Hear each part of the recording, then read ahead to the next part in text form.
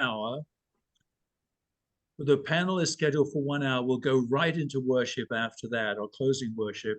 And if for any reason the panel wants to end early, I can't imagine you'll run out of questions or things to discuss. But if that happens, we will go straight into worship, and Mo will be here a little early so that we can do that. So that's all I have to say. And I'm going to hand it over to somebody far more learned than I am.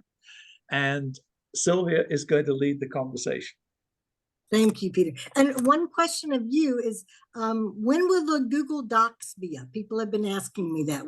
When can they gain access to the lectures and get notes and all those things?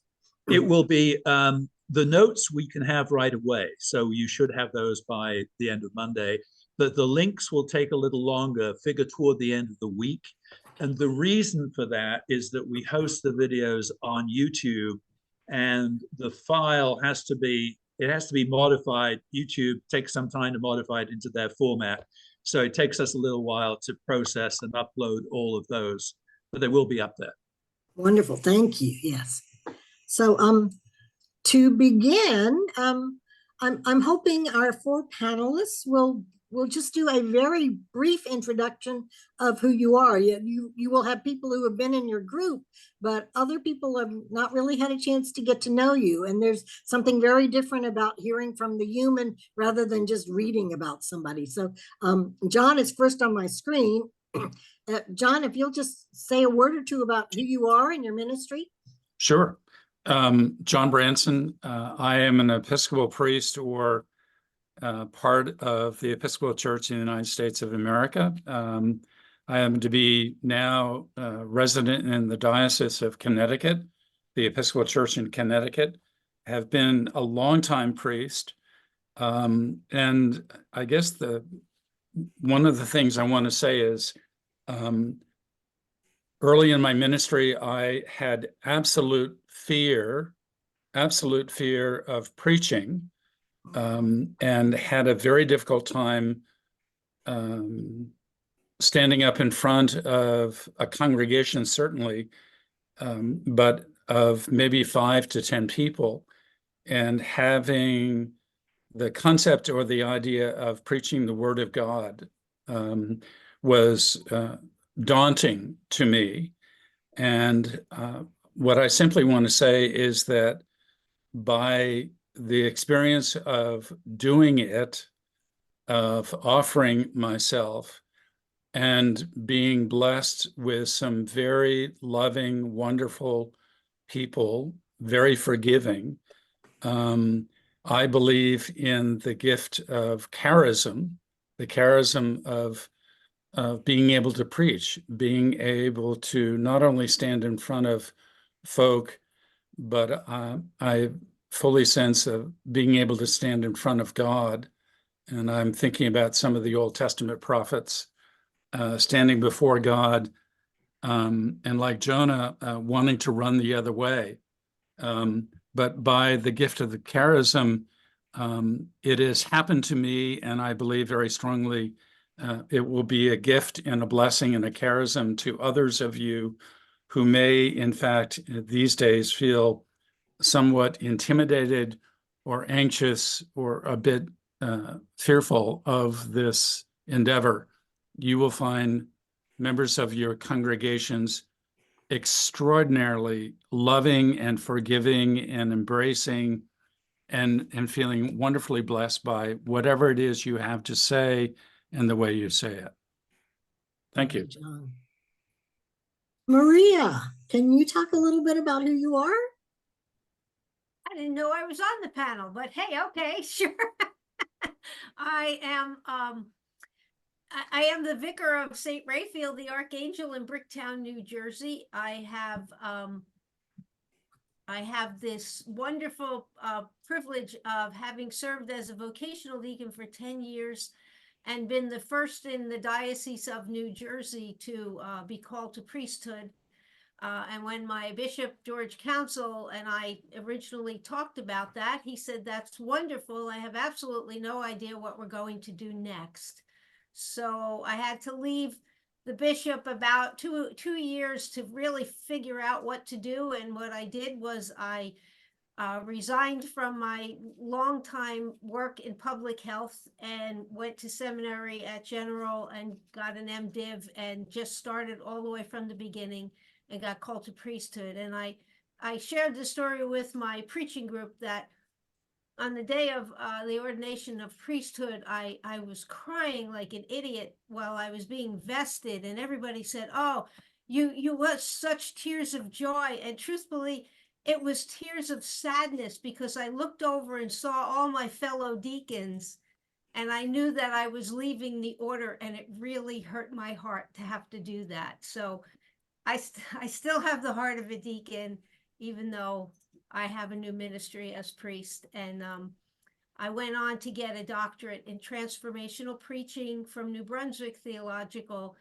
And my concentration was on the preaching hermeneutic of the deacon.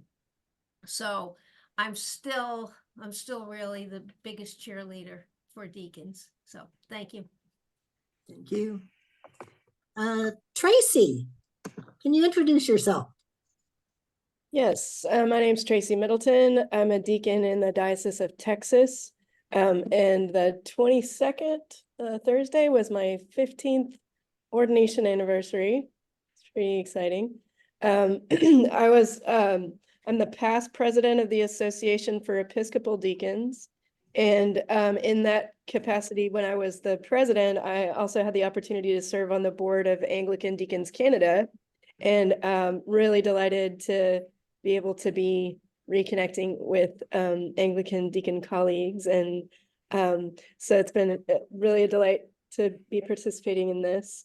My educational background is mostly in English literature. So I did my bachelor's degree mostly with a focus on poetry. My master's degree kind of had to do a bit with English language teaching, which is what I was doing at the time. But I ended up writing my master's thesis on a couple of verses in Psalm 62. So if you ever want to discuss one thing God has spoken, two things have I heard. Power belongs to God, and to you, O Lord, is loving kindness. I would just love to have conversations with you about that. We had, and I did a program that was in the Diocese of Texas. It was kind of new at the time, called the Iona School for Ministry. And so it was for, it was like kind of weekends, 1 weekend a month for 10 months out of the year for 3 years. And so there were not as many lectures on many of the topics as, I would like for there to have been. And so I always kind of felt like with homiletics, I would love to learn more. And so this is such a great opportunity. I'm really grateful to the Episcopal Preaching Foundation for exploring this kind of idea to, create content in a format for deacons to, pursue continuing it in preaching. So this is just great. I'm so excited that it exists. But one of the things I do remember from one of the lectures that it did have was, that to kind of reduce the fear of trying to think you have to say something original every time, that it's more like you're weaving together different things that people have understood the text to mean, and with your own understandings of where it's intersecting with you right now. But it's not like, and that was so helpful to me to think, oh, okay, like the goal is not for me to come up with some new insight onto this, but to just engage and interact and have, kind of a connection with it, and with other people who have connected with the text. So that was helpful. And I also have appreciated a poem that was shared with us at one of the conferences that I went to that was for young women preachers by Billy Collins. It's called An Introduction to Poetry. And I feel like it's so helpful to me when I think, how am I trying to approach this text that I'm wanting to preach on? He says, I asked them to take a poem and hold it up to the light like a color slide, or press an ear against its hive. I say, drop a mouse into a poem and watch him probe his way out. or walk inside the poem's room and feel the walls for a light switch. I want them to water ski across the surface of a poem, waving at the author's name on the shore. But all they want to do is tie the poem to a chair with rope and torture a confession out of it. They begin beating it with a hose to find out what it really means. And that, I feel that's helpful to me sometimes. And I'm like, oh, am I getting to the point where I'm so like afraid that I don't have something to say that I'm beginning to torture my text into a confession? So. Great. Thank you. What a wonderful image. Janet, tell us about yourself. Good afternoon and evening, wherever you may be. I am very pleased to be here. I am Janet Tidwell. I am an archdeacon for formation in the Diocese of Atlanta. I do not live in Atlanta. I live about 2 hours south of Atlanta in Warner Robins, Georgia. And I was ordained to the diaconate 11 years ago after serving in every kind of employment there was. I started out in education. I was an educator in the school district. I worked for a nonprofit. I worked for a profit in newspapers and television. I worked as a deputy secretary of one of the departments in Wisconsin government. And now I tell people I'm working for God, and I always have been. And with regard to the diaconate, I believe that I was always called to the diaconate. When I get the question of, well, when are you going to be a priest? And I say, never, because I'm called to the diaconate. I believe that the diaconate is the future of the church because we're out there.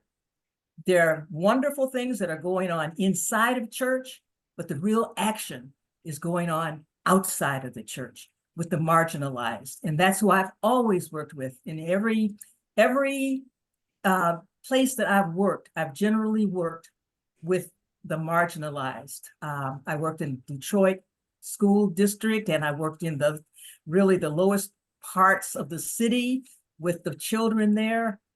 I love that kind of work, and God has called me to continue that kind of work in the church. I do a lot of training in addition to formation of new deacons, of which we need many. I do a lot of work in dismantling racism training and also safeguarding God's children, safeguarding God's people. So it all kind of flows together. And it is a privilege for me to be a part of this conference. I have never been. This is my first time. I have enjoyed it thoroughly and believe that our group was the best group. I want to say that was was the best group of all the groups here. So thank you very much. And I look forward to being part of this panel. Thank you. And last but not least, Samantha. I don't know about that. I had a pretty good group myself, but I won't spend time on that. My name is Samantha Gilmore. I am the professor of homiletics at Wartburg Theological Seminary in Dubuque, Iowa. So I spend my days teaching Lutherans how to preach. And something interesting about that is that the very first class, when I was first hired, the first class they asked me to develop was a class particularly for deacons, for diaconal preaching, because what you had said, Janet, about deacons being the future of the church is really being shown in the numbers, that while the students who are pursuing a Master of Divinity are going down, the students who are pursuing what at our institution we call the Master of Arts in Diaconal Ministry, those numbers are going up. And so these folks need to know how to preach too, and to think about that in a particularly diaconal way that's separate from the pastors. And so this is something that's becoming more and more of a reality, and that I'm really excited to see how it continues to unfold and what God does with all of these folks who are being called to the diaconate as well as lay ministers. Prior to Wartburg, I was teaching at the General Theological Seminary in New York City while I finished up my PhD at Princeton Seminary. So I am a Methodist who was trained by Presbyterians, who has taught Episcopalians and is now teaching Lutherans. And so I see ecumenism as one of the gifts that I bring, and I think that the future of the church is ecumenical. And so I am grateful, very grateful to be with all of you, and especially to be with my preaching group, which was in fact the best preaching group. Thank you. There are more questions than we possibly have time for, but I think the place I want to start is to let us echo for one more time for clarity's sake.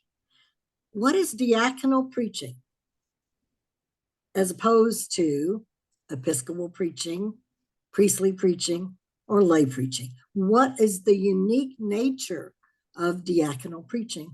And if any of the panel members would like to discuss that, if you'll just raise your hands, or if you just want to kind of jump in, as long as you don't jump on each other, that will work.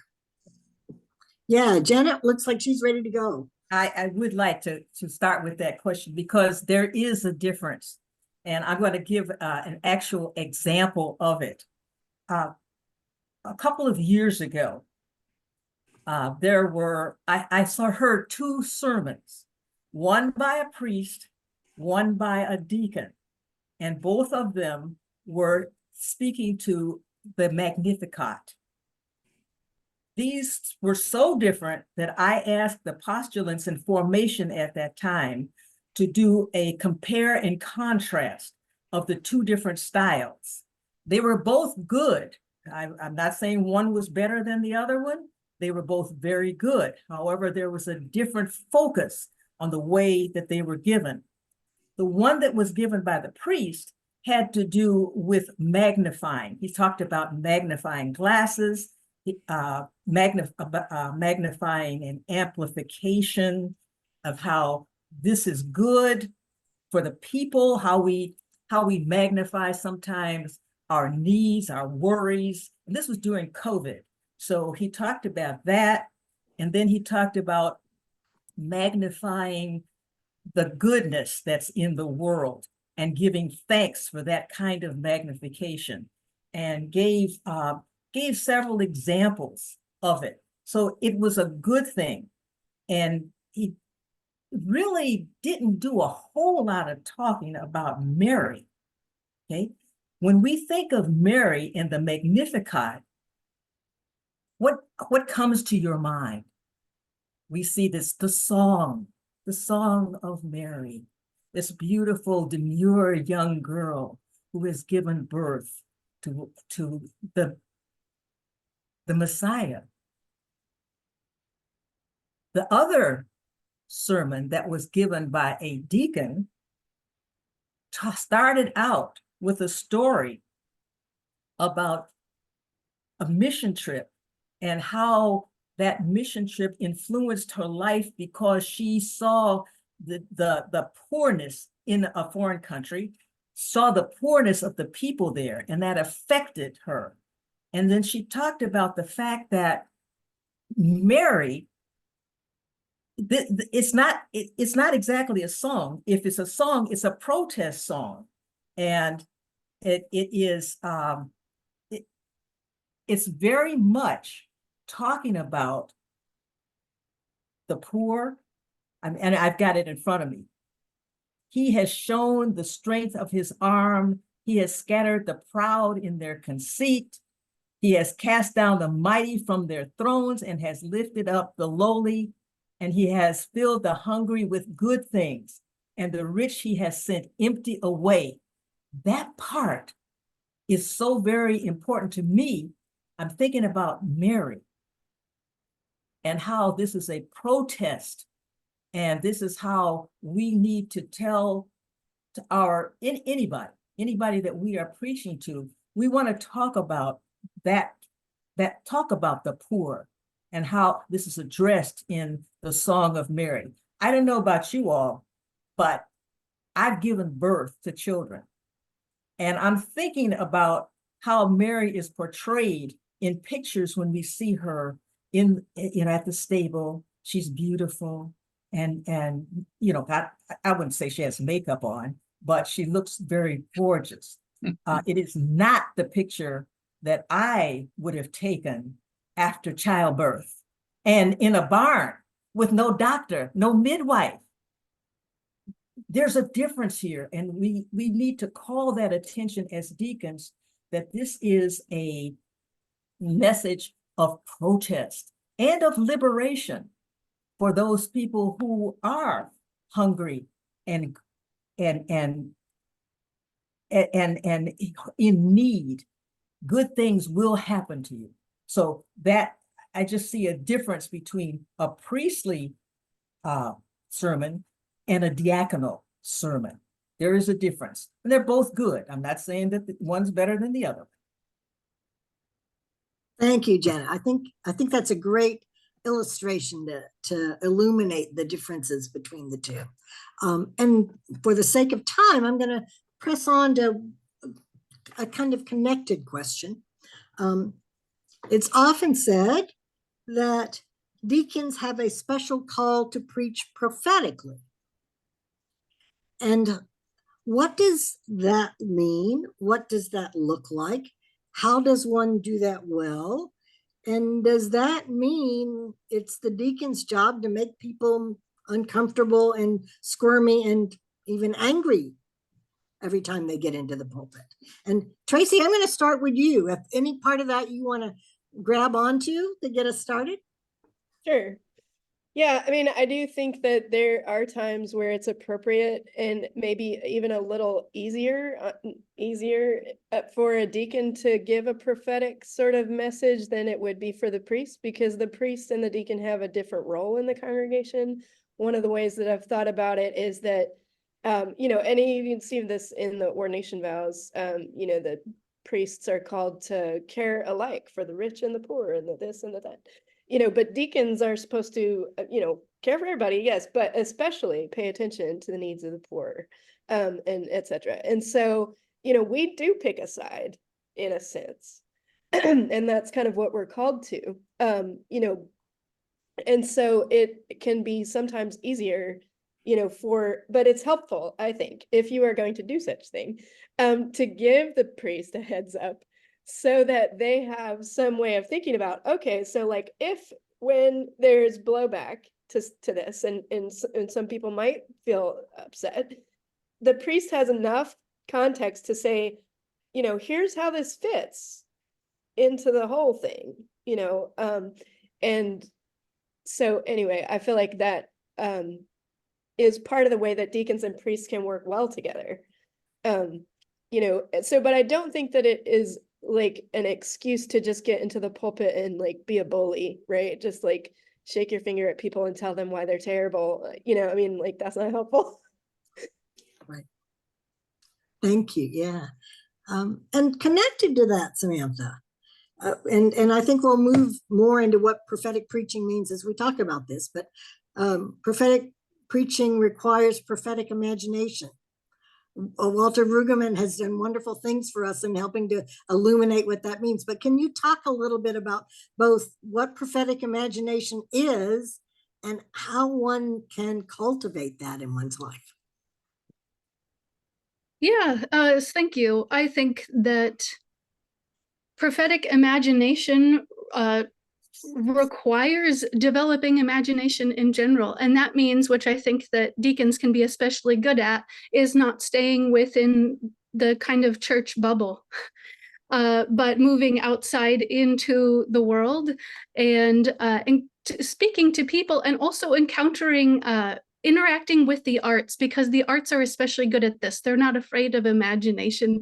And so really paying attention to the art that is happening in your community and taking advantage of that, and watching, you know, good films and watching documentaries that help you encounter and connect with people who walk in a very different stage of life than you, a different way of life than you.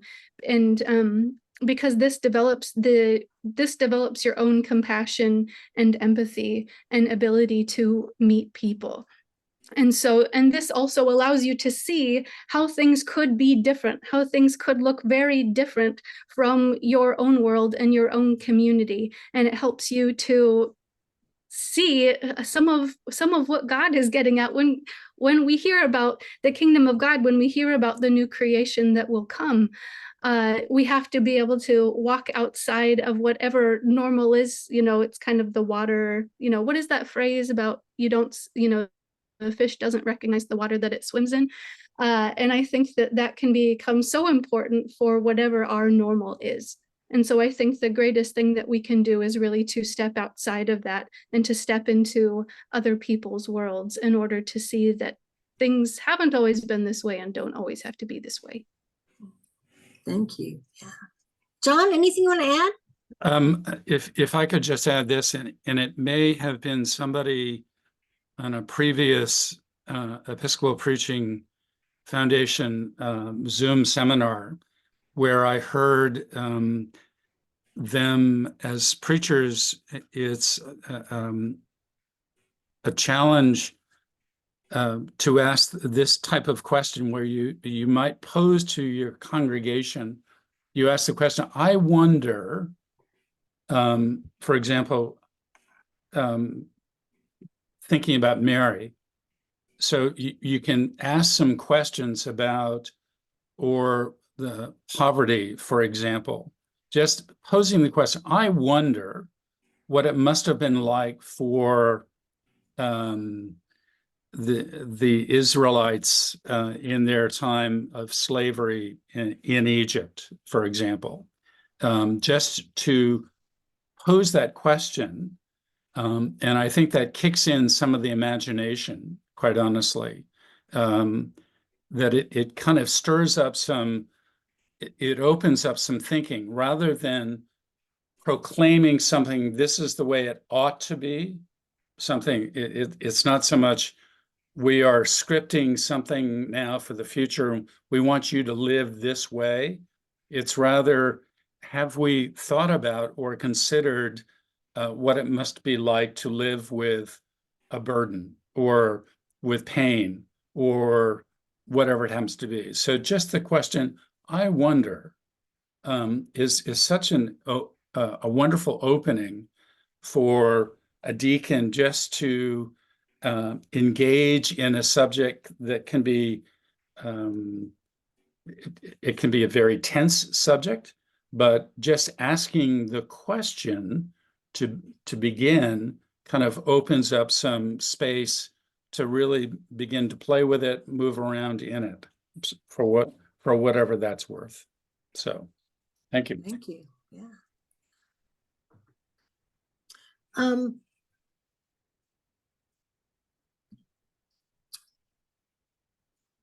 Maria, can you talk about a deacon who has inspired you?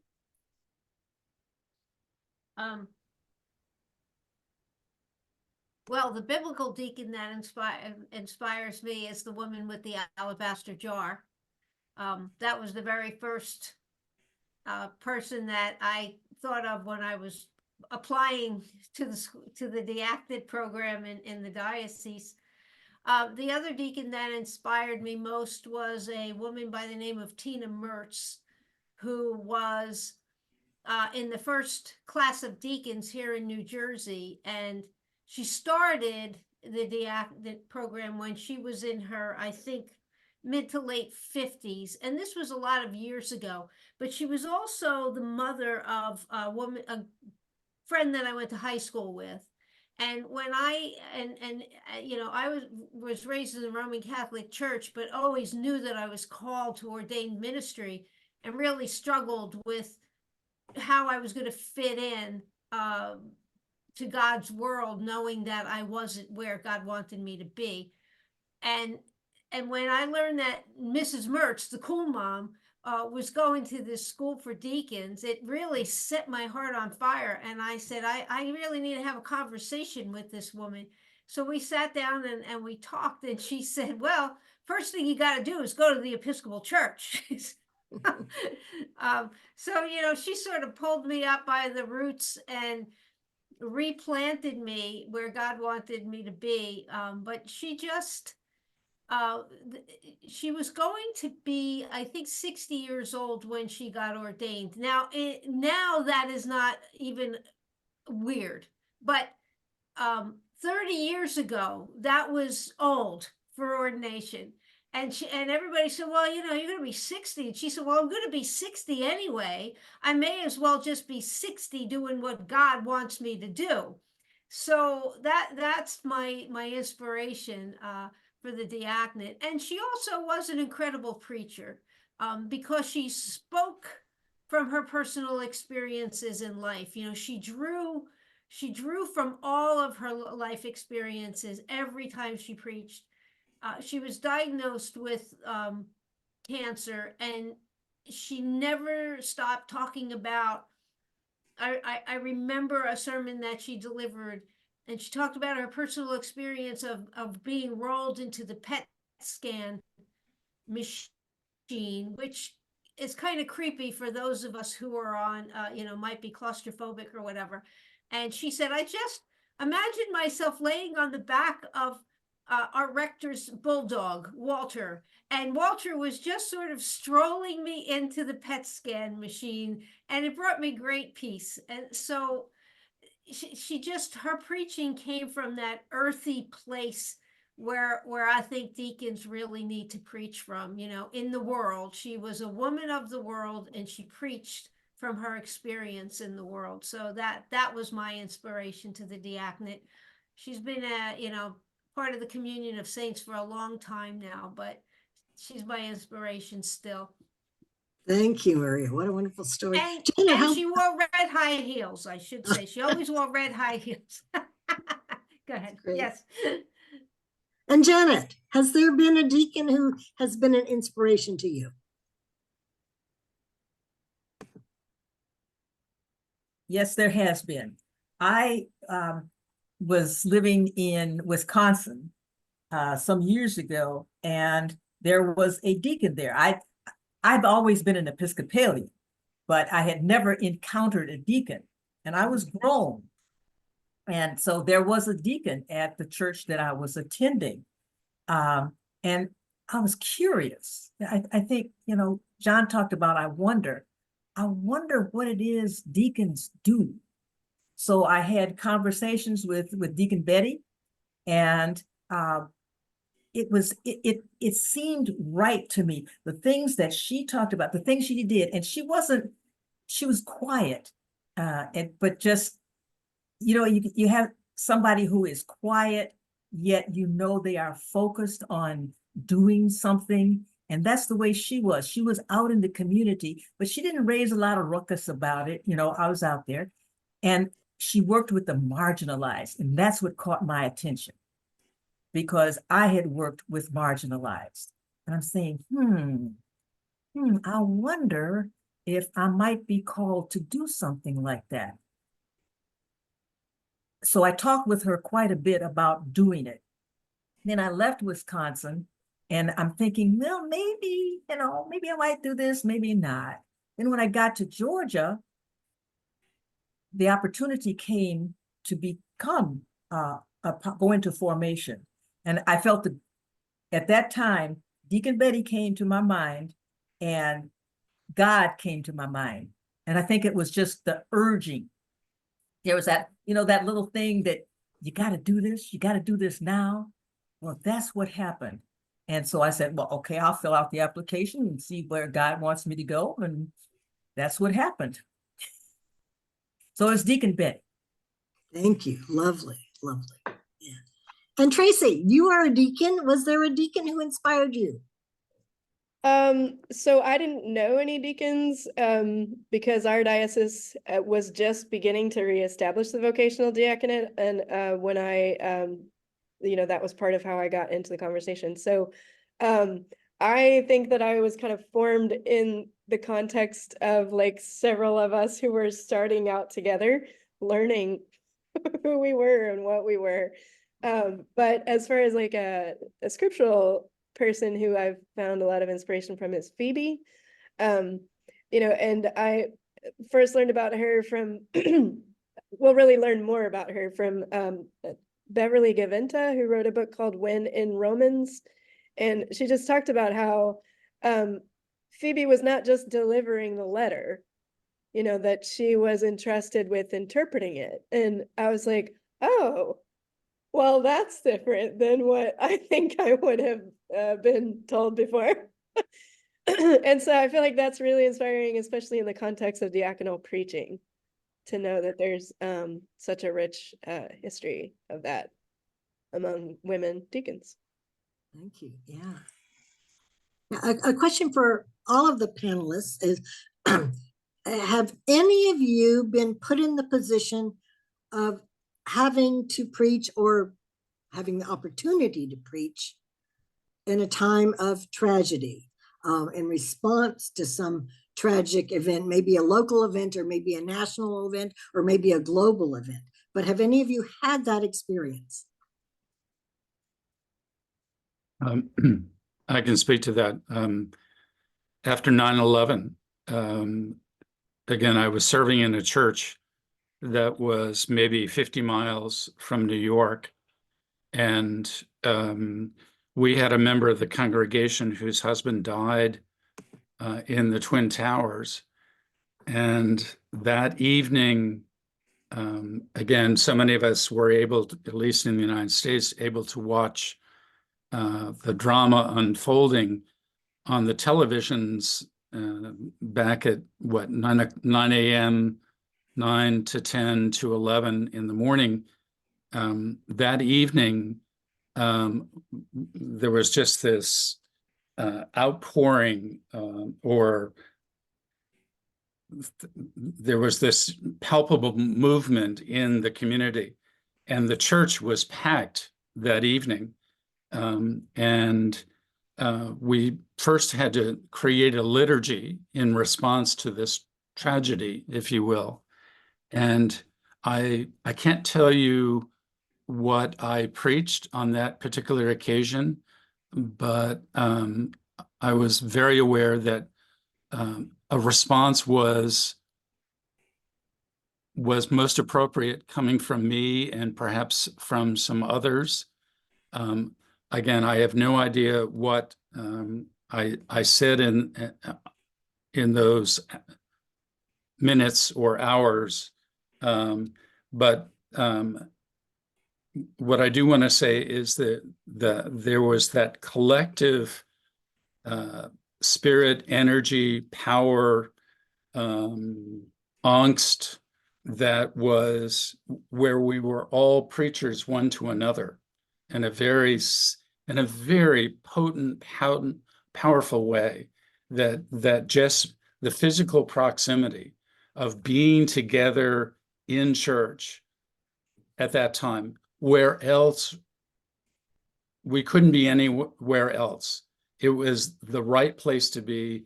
And I think collectively together, we began in some respects to sing the same song. We were finding the same words, whether the Psalms of Lament or whatever it happened to be, but it was a common language. We found a common language. And I would just say that as we tune our hearts as diaconal preachers, it will come. We will find the way and we will find the words. Thank you, John. May I just add something to that? Sure, of course. The occasion for which I found myself preaching was right after Superstorm Sandy, which really devastated the Jersey Shore. It made landfall 4 miles from my house, and it literally sucked St. Elizabeth's Episcopal Church right out into the Atlantic Ocean. The cathedra, the bishop's chair for that church was found something like 10 miles away on somebody's front lawn. It was the only part of the church that was saved. Everything else was completely gone. Another church in Bayhead was completely devastated. So it made a mess of our shoreline. And you know, that Sunday I found like I had no words. and I don't think there's anything wrong with standing in the pulpit and saying, I have no words. And so I didn't even go to the pulpit. I stood in the middle of the aisle that Sunday and said, we are all speechless.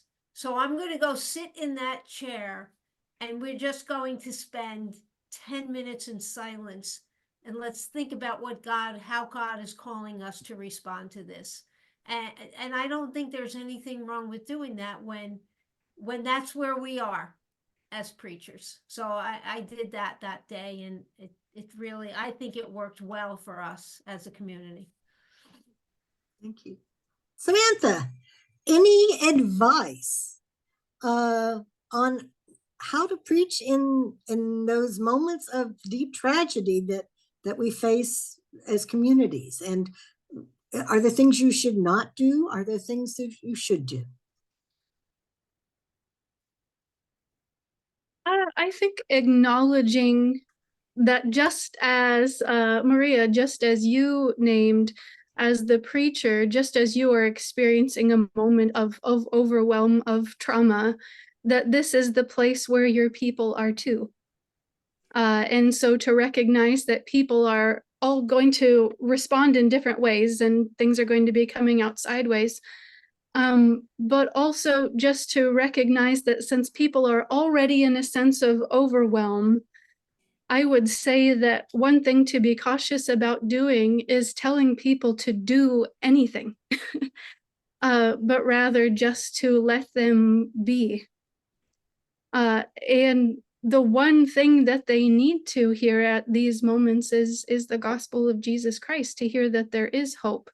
And this is not a time when you're going to be shouting it. This is not a time of, banging cymbals together.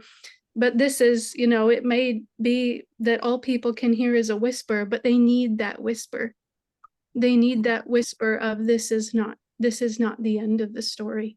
There is hope. We do worship a good God, a faithful God. Even if we don't know what on earth God is doing right now, we worship a faithful God. And so, yeah, I would caution, don't tell people to do anything. Just let them be and let them know that God has not abandoned them.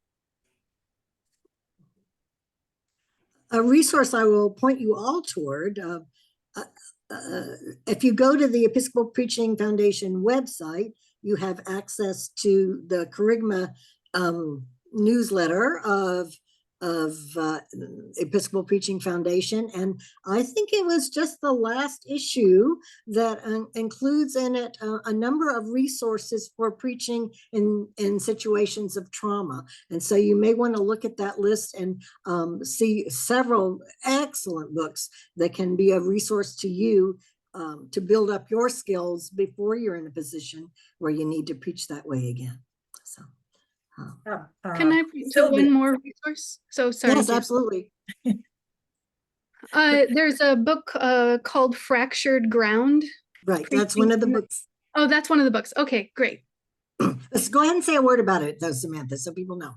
Oh, yeah. So it's written by Kimberly Wagner, who teaches preaching at Princeton Theological Seminary. And just as the title suggests, she talks about various in the United States context, mass shooting, but also preaching in the wake of pandemic and various issues of mass trauma, and talks very specifically about preaching from a trauma-informed lens, so that you're not exacerbating, making, with the best of intentions, exacerbating the trauma that's already impacting people, but preaching in a way that recognizes that and is sensitive to that. So it's written for preachers, it's written for people like you. And so it's a worthwhile resource. Thank you. And Janet, were you going to add a little bit more?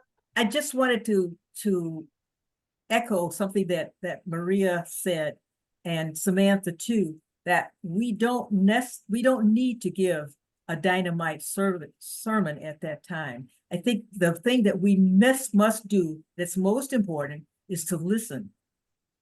Importance of listening to the people. And as Maria said, as people sat quietly for 10 minutes, if someone wanted to share, share their feelings. I think that would be the time to do it. You know, we in the Episcopal Church, we don't allow a whole lot of interaction between parishioners and the preacher.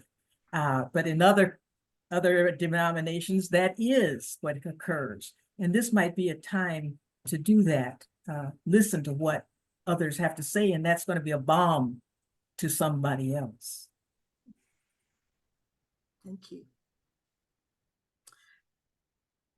How does the deacon proclaim the good news in the midst of all the bad news they are making sure the church understands exists? How does one do that? Tracy, got an answer to that? Absolutely, yes. So, so something that I've run across recently in the context of dialectical behavioral therapy is the concept of radical acceptance, which is kind of saying like, there's a paradoxical sort of I talk about this in my sermon, so maybe I shouldn't tell you, but paradoxical relationship between acceptance and change, and that you can't really change anything if you can't acknowledge what the reality is. And so I think it doesn't really help to skip past the difficult parts to just jump straight to, you know, the redemptive aspect, you know, that we have a hope for, if we don't know what it is we're hoping from. You know, I mean, you can hope for something, but if you don't actually know where you are in relation to the thing you're hoping for, then it's difficult to see that there's any way to get there. And so I think you have to say where you are, and then how do you get to the point of hope? And I mean, I feel like one of the things just usually is God is with us, right? Thank you. Yeah. You know, what your words made me think again of the serenity prayer. God grant me the serenity to accept the things I cannot change, the courage to change the things I can, and the wisdom to know the difference. And that is the life of a deacon, especially to find the courage to change the things we can. Yeah.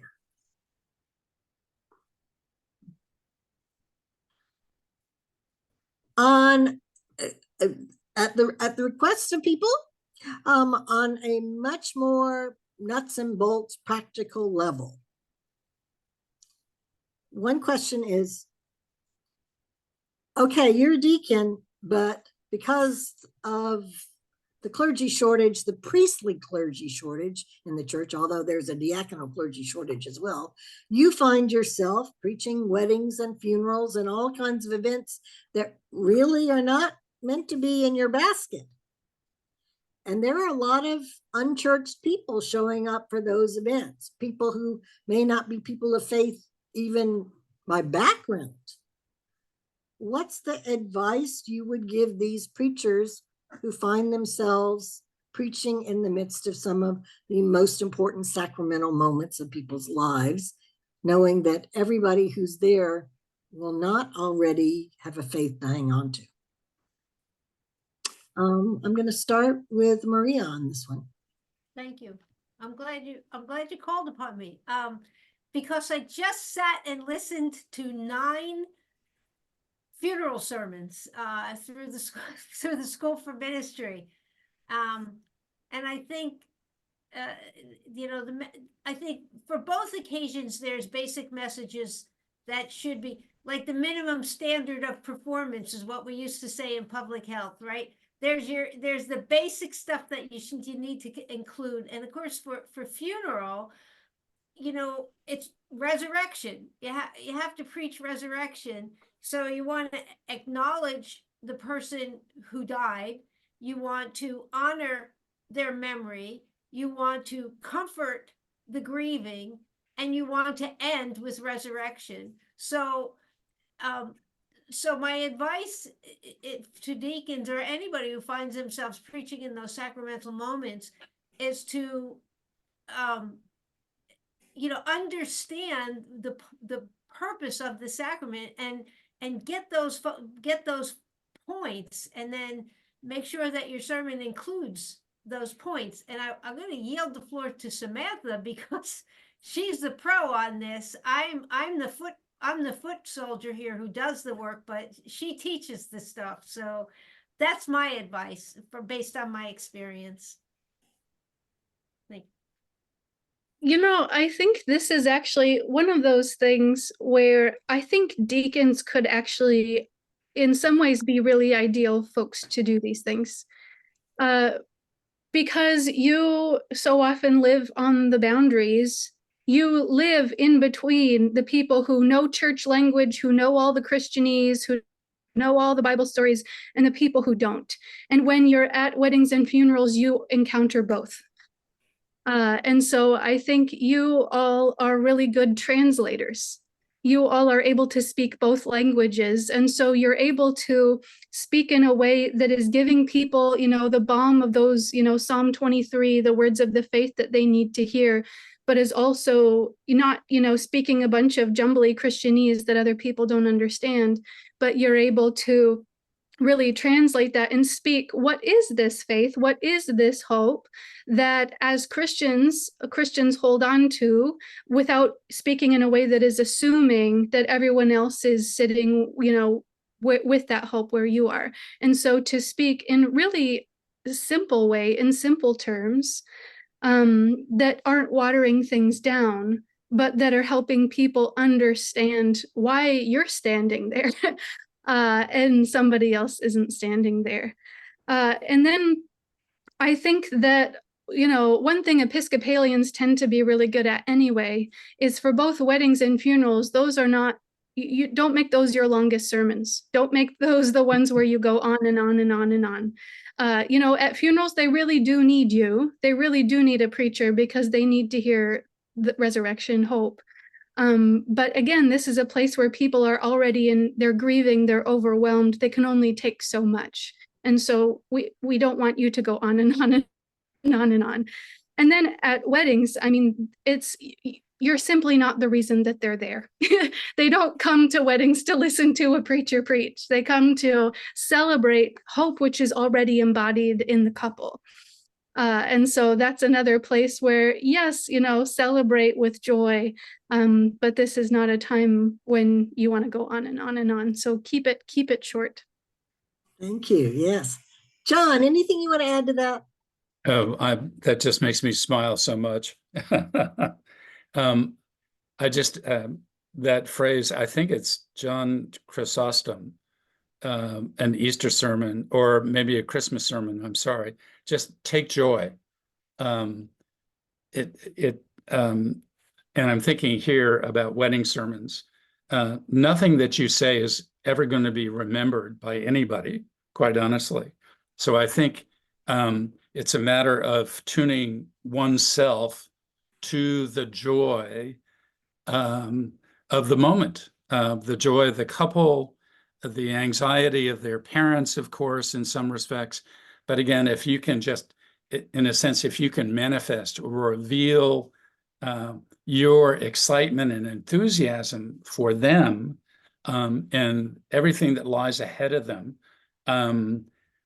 so we become like a tuning fork in some respects. And it's not the words, it's rather who are you in that moment as you may speak a word or two about the premarital counseling you've done with a couple, something about the couple that you cherish and you will forever cherish, something along those lines. But again, keep it short, keep it light, and be the tuning fork that just kind of attunes yourself to that moment, and they will carry away lots rather than your words.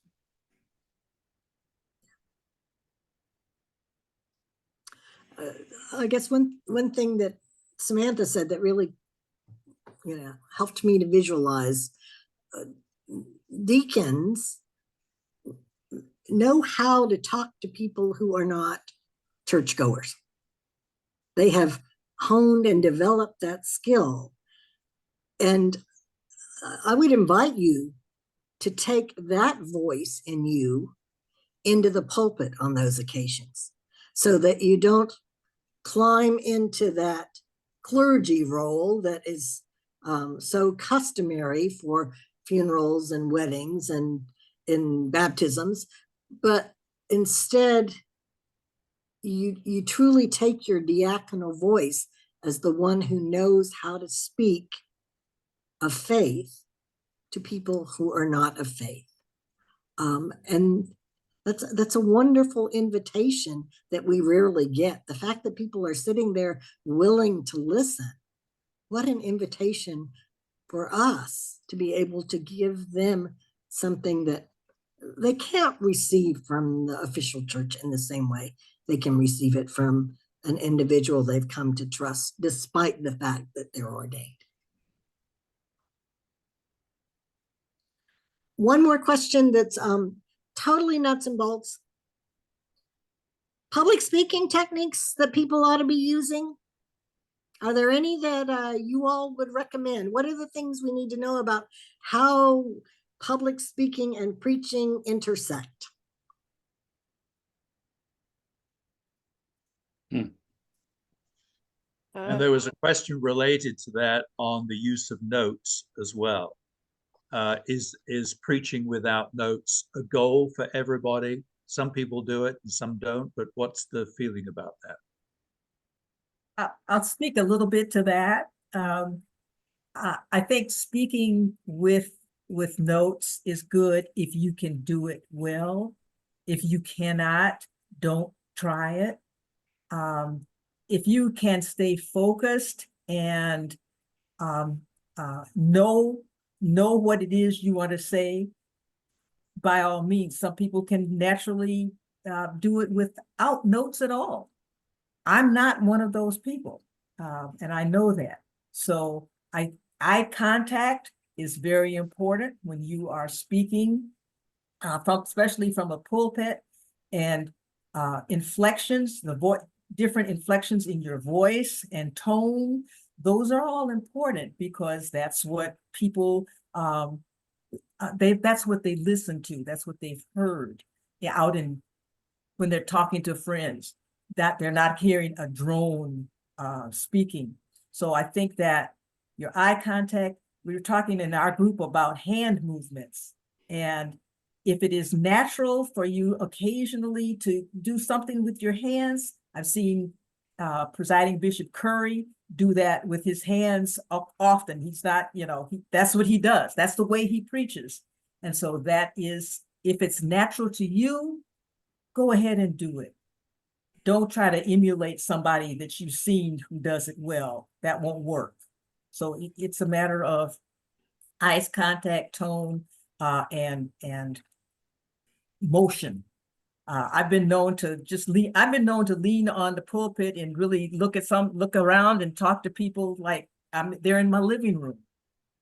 That works. I think that works for me. Might not work for everybody. Thank you.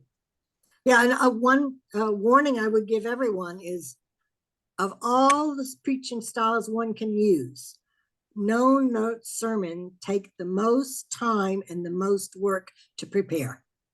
So if your assumption is, gee, if I could learn to do no notes, I could buy back 4 or 5 hours in my week, you are very mistaken, because it means that you have so internalized your message and all of the transitions in your message that you no longer require the manuscript in front of you. And that is a lot of work.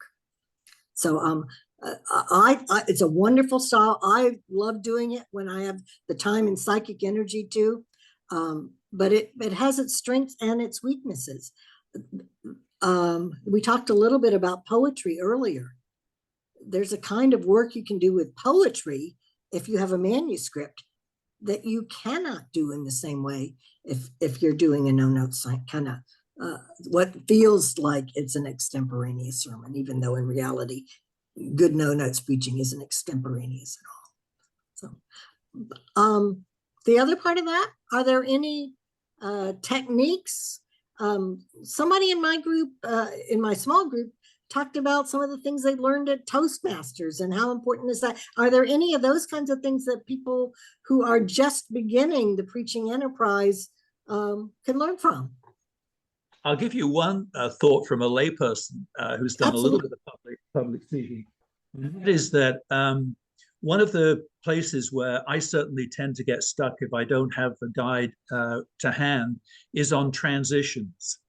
We set out with a number of points we want to make, and we could probably remember those, but sometimes you get stuck in one point. You know you want to get to the next one, but you haven't quite got the words to do it. So it's worth writing those down and having those to hand. Thank you. That's hugely helpful, Peter. Are there Something else, others? yeah, something else I would mention is just in terms of keeping a constant volume in a way, like not totally constant, but if you drop off the ends of your sentences, people in the back or people who have hearing aids like missed half what you said, because the end of your sentence, or at least this is what some feedback that people had given me. Sometimes they don't hear the ends of my sentences because I drop my volume at the end. Right. I think that's really common. So thank you for saying that, Tracy. Yeah. The other thing I'll say is that rarely, almost never is the issue we're too loud. We always think we're louder than we are. We forget how far it is to the far back pew and how much it takes for them to be able to hear us. Samantha, any one little pointer? I would just say that the greatest analogy that I've heard for a sermon manuscript is to think of it like sheet music. Like a pianist would never just like walk up and play something in front of people that they had never played by themselves. And so it sounds so basic, but it also just so often doesn't happen, that read your manuscript multiple times before you preach it in front of people.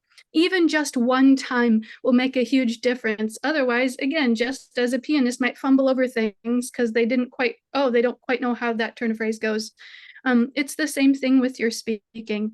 And you can also treat it like if you've ever been in a choir and you would make breath marks, or they have those crescendos and things, that if you think of it like music, that can kind of give you permission to think about where is it building up and where is it coming back down. And it will encourage you just to practice, because just that by itself will make all the difference in the world, and will make a lot of those other kind of tips and tricks come more naturally. That's great. And putting some of those notes actually into your manuscript. So you say louder, stronger, underline, all those things you can do so that your manuscript isn't just an essay, but it's a tool for preaching, not just writing. We are way out of time. Peter, I guess at this point we have to hand it back to you. I think we do. And thank you, Sylvia, for that.